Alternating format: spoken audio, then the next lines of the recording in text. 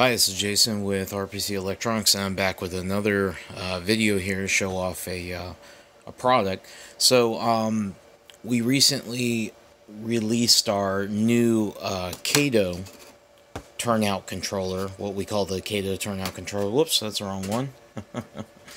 The Kato turnout controller. Well, this is a mostly built board.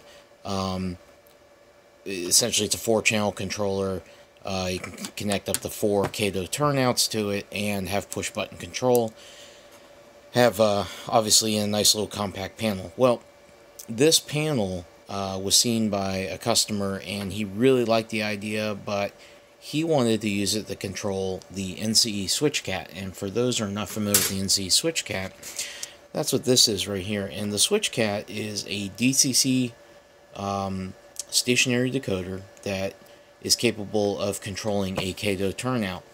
And Kato turnout, just to quickly explain, the Kato turnout is different from others, and it's kind of a snap action where instead of it slowly moving, it just snaps one way or the other. And that action is requires a certain electrical or electronics technique to control that. So the neat thing about the little SwitchKat is obviously you can control it with DCC. You can give it a DCC address and control it. But there's also 3 points on this terminal block here. I'm going to try to let that focus. One's ground, and then one's marked 1 and marked 2.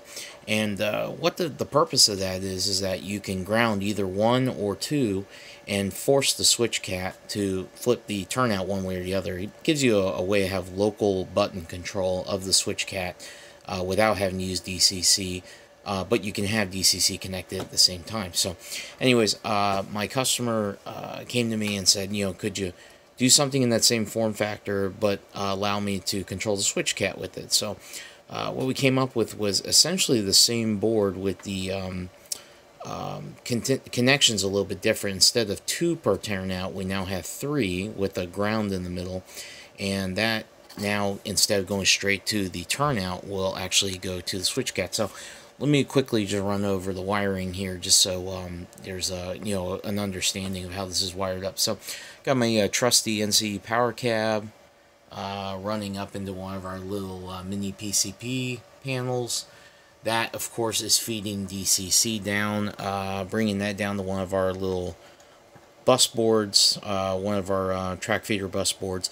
In this case, I'm kind of using it as a Y adapter. Typically, your bus would come in one side and go out the other side and go to the next board. In this case, I'm kind of using it as a Y, so my DCC is actually feeding into the tap terminal, and I'm splitting off of the 2 bus terminal blocks, one to one SwitchKat and one to the other.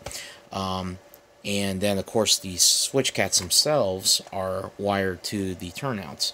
And just have 2 here, real simple. So, real quick, I'll show with the NCE SwitchKat, the NCE power cab. If I do accessory, and this particular one is 4, and if I just hit accessory again, it'll actually toggle 4, and I'll move over here, and you can see the SwitchKat is controlling this turnout, which just happens to be connected to, I'm not sure which one of these it's connected to right now, but one of these is addressed DCC decoder 4, the stationary decoder 4, and that's how I'm switching that. So obviously I can control those with the NCE power cab through DCC, but the whole point of this is to show the local control and using our little panel. So like I said, we've got ground, and then left, what I'm calling left and right, which on the SwitchKat they call 1 and 2, but it doesn't really matter.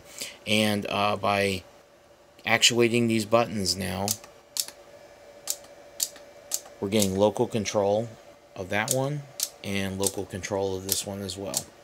And I'm just using these buttons here to do that, and that is just a local control going to the SwitchKat. And of course, like I said, the point behind this is to give you a nice compact form factor to control multiples of these SwitchKats. Now, you could tie multiples of switch cats to a single port of this if you want. For example, if you want to do a crossover. Now, I personally have found the SwitchKat can easily power 2 turnouts. So if I'm doing a crossover, I typically have both turnouts tied to a single SwitchKat, and then through DCC, if I just select that one address for the SwitchKat, it will switch both turnouts at the same time, thus acting as a crossover. And you could do the exact same thing here with the local control. So anyways, thanks for watching, and look for the next video.